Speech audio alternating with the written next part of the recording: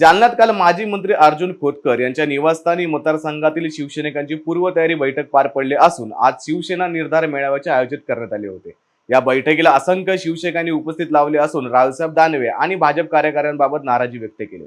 महायुतीचे उमेदवार रावसाहेब दानवे यांनी निवडून आणण्यासाठी मुख्यमंत्री एकनाथ शिंदे यांच्या सूचनेवरून जालन्यात शिवसेनेचा निर्धार मेळावा घेत असून शिवसैनिकांच्या भावना दानवेपर्यंत पोहोचवल्याचे सांगत खोतकरांनी शिवसैनिकांची नाराजी दूर करण्याचा यावेळी प्रयत्न केला।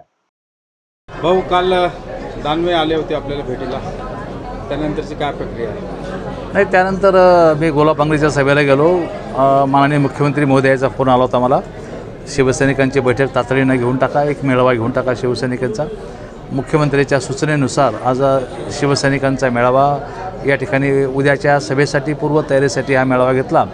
या मेळाव्यामध्ये शिवसैनिकाच्या प्रचंड तीव्र अशा प्रकारच्या भावना होत्या, त्या सर्वांच्या भावना ऐकून घेतल्या आणि त्यांना शांत करण्याचा प्रयत्न केला। झालेत कशा? अर्थात झालेलेच।